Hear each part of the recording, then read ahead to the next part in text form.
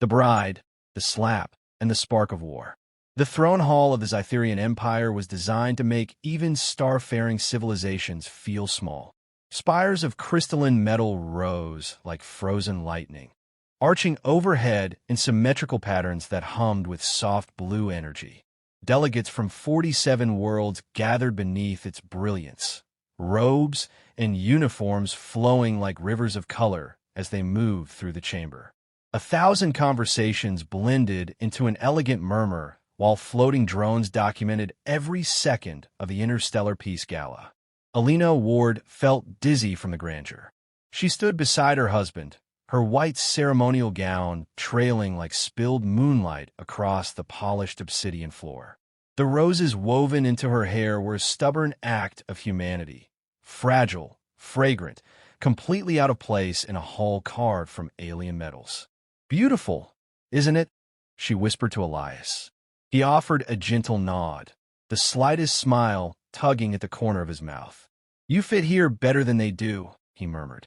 Elias Ward, Envoy Ward of Soul, wore a midnight black diplomatic suit adorned with the crest of Earth's coalition. Among the delegates, he seemed almost ordinary, human, neat, polite. Only those who truly knew him understood the precision behind his every breath, every glance, every patiently calculated word. Alina squeezed his hand, grounding herself. She wasn't a politician. She didn't negotiate treaties or stand before fleets. She had simply chosen to stand beside the man she loved, even if that meant joining him in the most dangerous diplomatic halls in the galaxy. A thunderous chime rolled through the chamber. The crowd straightened. All voices died. The Zytherian royal procession marched forward, towering guards in obsidian armor, visors glowing a venomous green. At their center walked Salarak, the sovereign, Galactic King, and ruler of the Zytherian Empire. His crimson mantle trailed behind him like a live flame. His eyes swept the hall with predatory arrogance. "Let the gala begin," he declared. The delegates bowed or lowered their heads. All except the humans. Alina didn't bow either. She wasn't required to, but she felt the king's gaze slash toward her, hot and offended. A cold prickle crawled down her spine. The insult, the ceremony unfolded in stiff, formal speeches. Salarak mocked several species, praised his own empire, and declared that lesser civilizations should be grateful for peace provided by Zytherian strength. Then his attention landed on the humans. "Envoy Ward," he boomed, "you bring your mate into these halls." Alina stiffened. Elias didn't. His voice remained composed. "My wife attends as a symbol of unity. Humanity believes in peace through collaboration. Peace through submission," the king corrected sharply. Murmurs rippled across the chamber. "You humans are impulsive, sentimental creatures. A species still learning to walk upright believes it deserves equal standing here."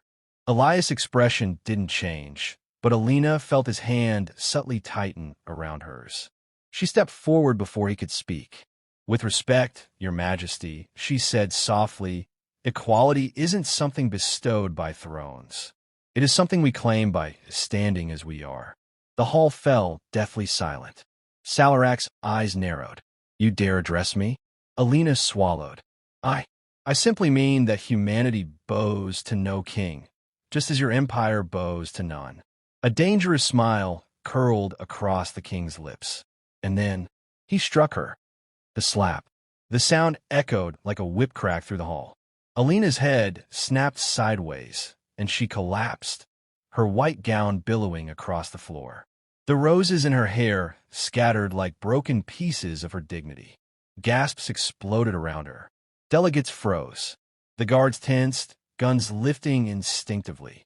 Elias was on his knees beside her in an instant. Her cheek pulsed with fire. She tasted blood. The world spun. "Alina," he whispered, steady as stone, "I need you to close your eyes." She blinked up at him. "Elias." "I'm okay." "Please," he murmured. There was something in his tone she had never heard before. Not fear, not panic, but silence sharpened into purpose.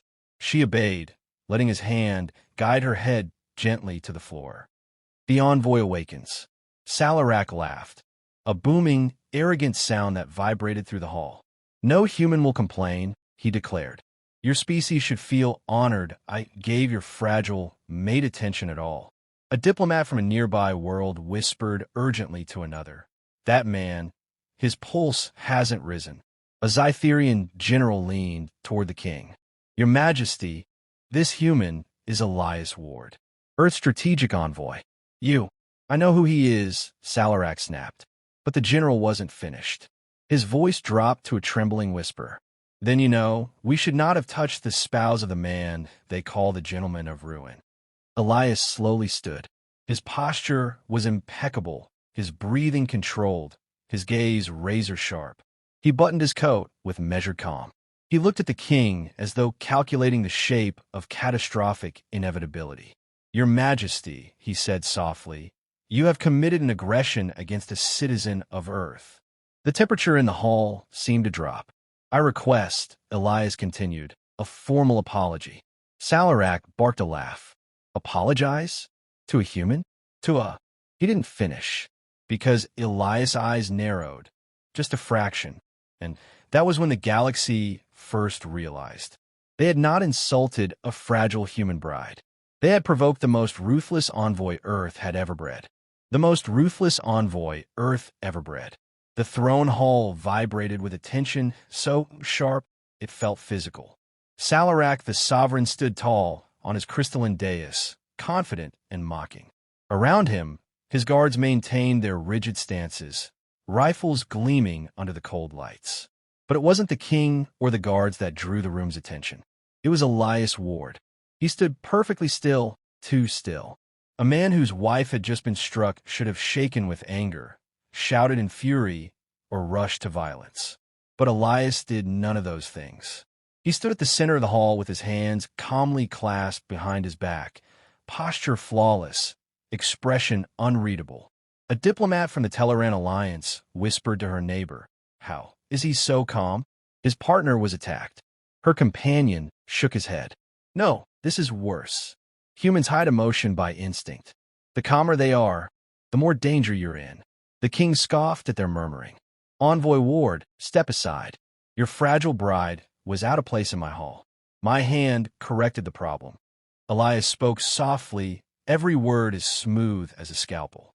"Your Majesty, the act itself was unfortunate, but the arrogance behind it will be your downfall." A murmur rippled across the delegates. Salarak narrowed his eyes. "You dare threaten me?" "No," Elias took a single, measured step closer. "I simply state the consequences of your actions." The king signaled his guards. "Seize him." 2 armored soldiers approached. Elias did not even glance their way.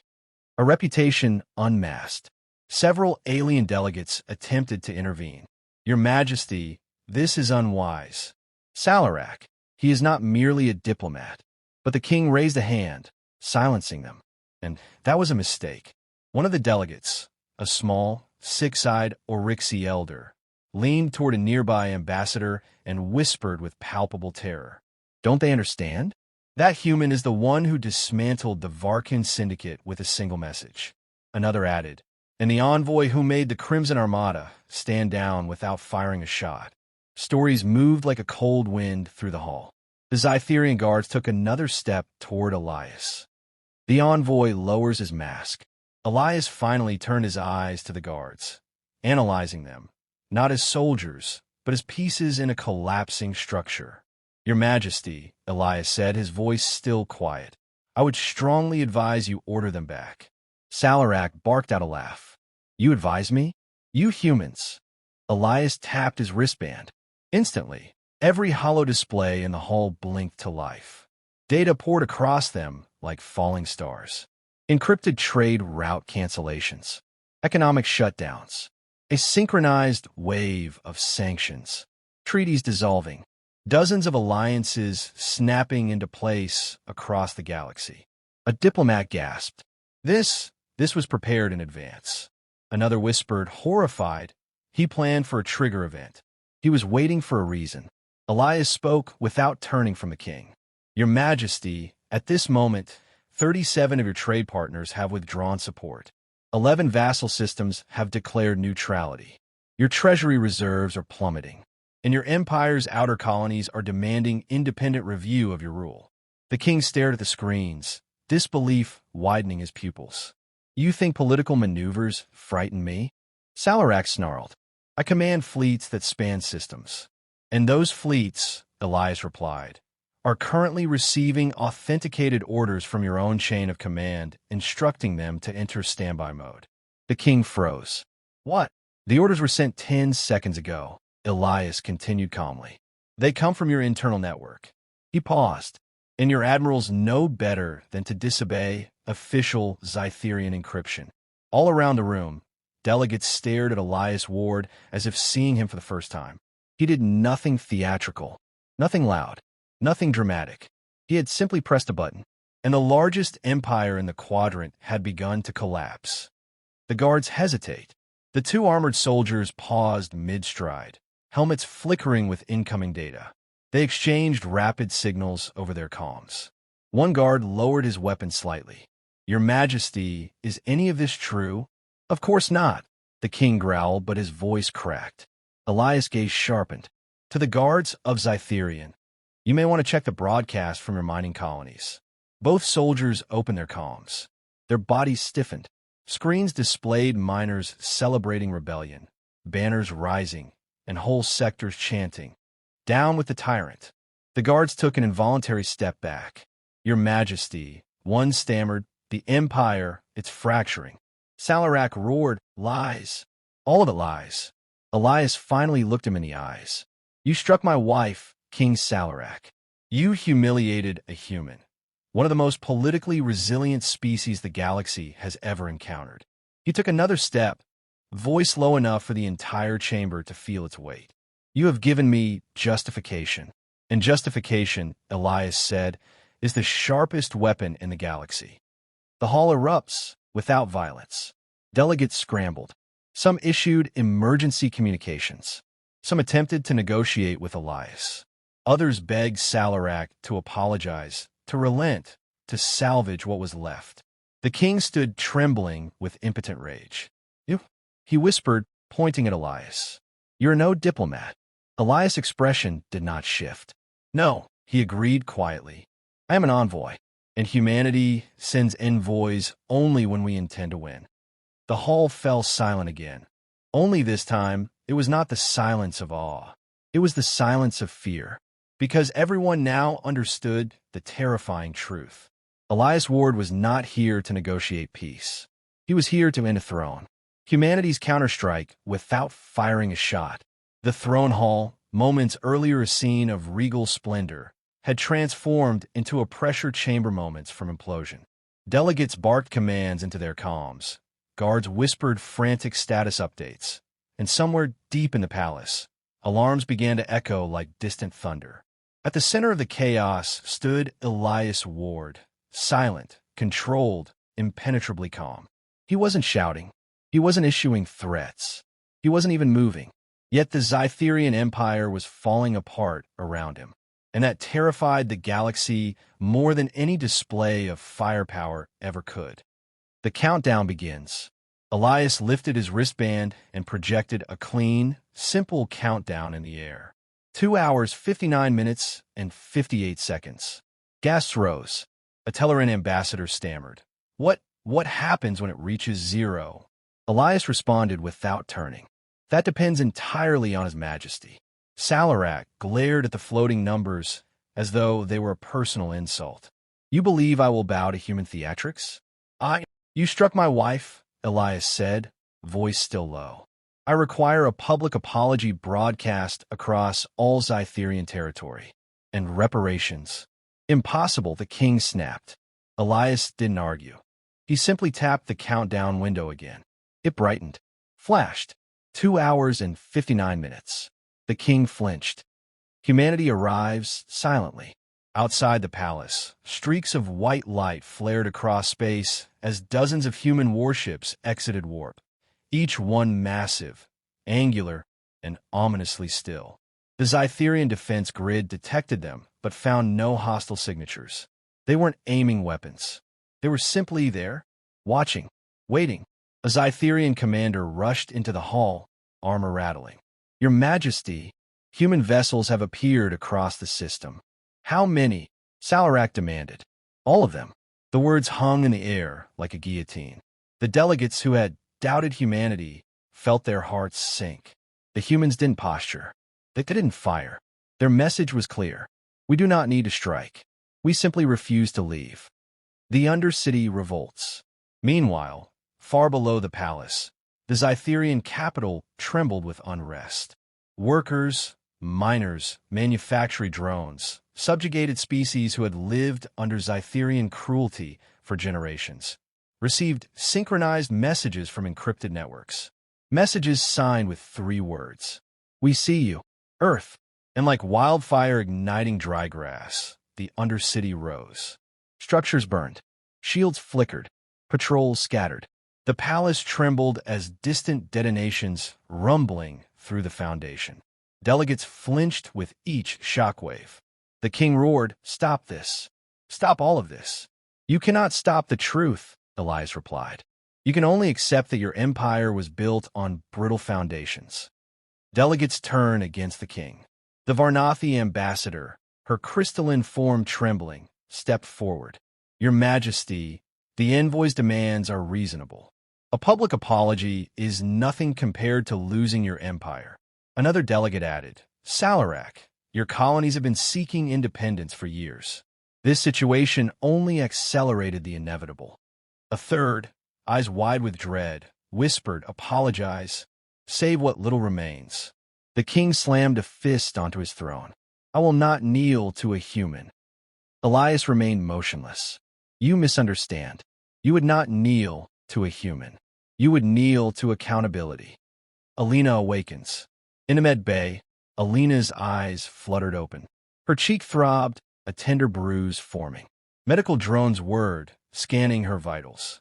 The attending nurse, a gentle insectoid with shimmering wings, leaned over her. "Please stay still. You suffered a strike, too." "Where's my husband?" Alina asked. "In the throne hall. The situation is escalating." Alina pulled herself upright, breath steadying. Despite the pain, despite the fear, she felt an anchor inside her tighten. "Take me to him." "But now." There was no arguing with that tone. The king's last attempt. Back in hall, Salarak made his final desperate move. He snapped his fingers. Dozens of hidden snipers emerged from compartments along the walls, weapons trained on Elias. Their scopes glowed red with targeting locks. The room erupted in horrified murmurs. The king smirked triumphantly. "Your little schemes end here, human." Elias didn't flinch. "Snipers are a poor choice, Your Majesty." "Why is that?" Salarak sneered. "Because you forget who controls your communications." The snipers froze. Their helmets crackled. Lines of text appeared across their HUDs. Footage, decrypted files, and audio recordings implicating Salarak in atrocities even the Zytherians themselves didn't know about. One by one, their weapons lowered. "Your Majesty," one sniper said, voice trembling through her comm. "Is this true?" "Lies," the king screamed. "All lies." But the recordings kept playing, and the king's own voice echoed through the hall. "Exterminate the workers if they resist. They breed too fast anyway. If the outer colonies revolt, let them starve. My throne is eternal." The throne room trembled again, but this time from the weight of truth. Alina returns. The doors at the back of the hall slid open. Alina walked in, steady despite her injury, dressed in a simple white medical robe. Her presence drew every gaze. Even the guards lowered their rifles, unsure what would come next. Elias turned, the calm in his eyes softening for the first time. "Alina." She stepped beside him and took his hand. "I'm here," she said, and that single sentence had more weight than any fleet. The envoy's true threat. Elias faced the king again, voice quiet but unyielding. "Your Majesty," he said, "you may think this is about pride or insults or human honor." He shook his head. "It is not." He lifted Alina's hand, holding it gently. "You harmed the person I love. And for that reason, not treaties, not politics, I will dismantle you." The words were soft, but to the galaxy, They sounded like the tolling of a bell marking the end of an empire, the fall of a king, and the rise of a new order. The throne hall felt heavier than the metals it was built from. Every eye, every lens, visor, drone, and diplomat watched the tableau at its center. Elias Ward standing firm. Alina Ward standing beside him. King Salarak shaking with fury, surrounded not by loyal guards, but by soldiers questioning everything. The countdown hovered above them. 14 minutes and 52 seconds. Each second pulsed like a heartbeat. The galaxy held its breath. The ultimatum. Elias released Alina's hand gently, stepping forward with calm that felt colder than space itself. "Your Majesty," he said, "for the last time, apologize publicly and on record for striking my wife. Then sign reparations for her and all species harmed by your rule. Your empire depends on it." Salarak spat at the floor. "Humans do not command kings." Elias nodded once, almost sadly. "Then kings fall." He tapped his wristband. Aloham vibrated through the hall. Every data pad, every visor, every palace terminal flickered. Then thousands, no, millions of live broadcasts activated simultaneously. News networks across the Zytherian Empire lit up with the feed from the throne hall. Citizens across the empire saw their king cornered. Miners, merchants, soldiers, prisoners, governors, children, all of them watched. Salarak froze as he realized he was now speaking to his entire empire. Elias didn't need a weapon. He had given the people a view. The empire speaks back. From the palace's external monitors, shouts drifted in, distant at first, then gathering in a storm. Crowds were forming. Massive crowds. The people of Zytherian, beaten, overworked, silenced for generations, marched toward the palace in waves. Banners demanding liberation unfurled like rising flames. Even the sky traffic shifted course as hover transports swarmed the palace district. A general burst into the hall. "Your Majesty, the city is in revolt. All outer colonies are declaring independence. The palace shields are falling. We cannot stop the crowds." Salarak turned pale. You planned this," he whispered to Elias. "No," Elias replied calmly. "You did. I simply let everyone see it." Alina's voice. Alina stepped forward before Elias could respond. Her cheeks still bruised, her robe simple, her posture steady. "Your Majesty," she said softly, "you can end this." Salarak stared at her, eyes burning with a mixture of pride and panic. "You expect me to kneel before a human female?" Alina shook her head. "No, I expect you to choose between your arrogance and your people." A hush fell. Even Elias watched her with quiet awe. Alina continued, her voice resonating through the live broadcast. "You once ruled because your empire feared you. But fear breaks. Fear cracks. Fear turns on its master. Empires built on cruelty do not last. They only wait for the moment someone shines light on them." She looked at him not with hatred, but with honesty. "You hit me, yes, but you hurt far more people than me. And they're outside your palace now." Salarak looked around, searching for support from guards who refused to meet his eyes. "Your apology is not for me," Alina said. "It's for them." The king breaks. The countdown glowed. 9 minutes and 4 seconds. Salarak's breath hitched. His knees weakened. His gaze darted between Elias, the snipers, the delegates, the doors trembling from the press of a furious population. Then his voice cracked, not with dignity, but with something close to fear. What must I say?" Elias inclined his head slightly. "The truth." The king swallowed hard. He stepped forward to the center of the broadcast platform, voice trembling. "To my empire, He paused, pride warring with terror. Alina met his gaze. "Finish it." Salarak lowered his head. "I apologize. To the human bride I struck. To the people I have oppressed. To the colonies I have exploited. I acknowledge my failings, and I relinquish my authority." The hall erupted, not in cheers, but in something more powerful. Relief. The end of the sovereign. Instantly, the guards surrounded him, not to protect, but to restrain. The general bowed to Elias. "Envoy Ward, The Zytherian military places the king under arrest. He will stand trial for his crimes. Elias nodded once. Ensure it is a fair trial. The general stiffened. Yes, envoy. Delegates hurried to send the news across the stars. Allies, enemies, and neutral powers alike erupted in astonishment. A galactic tyrant had fallen without a single human weapon firing. In the hall, the countdown evaporated. The threat was over because the choice had been made. Peace after fury. Elias turned toward Alina. She stepped into his arms, resting her head against his chest as the hall filled with motion, sound, and transformation. He held her tightly, the calm composure melting for a heartbeat as he whispered, I'm sorry you were hurt. She smiled faintly against him. You handled it. He kissed the top of her head. I would tear down every star before I let anyone harm you. I know, she whispered. Delegates stared, some in fear, some in awe, but none missed the meaning behind the scene. Humanity didn't win today because of strength, not because of weapons, not because of numbers. Humanity won because it refused to break. A new dawn, as the palace doors opened and the people surged in, not in violence, but in liberation. Elias and Alina walked out together, side by side, a diplomat and his bride, two humans who stood against an empire. Reporters swarmed, drones hovered, crowds chanted, but Elias kept his arm around Alina, leading her through the metallic sunlight of a freed world. The Zytherian Empire had changed forever, and across the stars, one message echoed. Never strike a human, especially not the wife of a man who negotiates like a scalpel.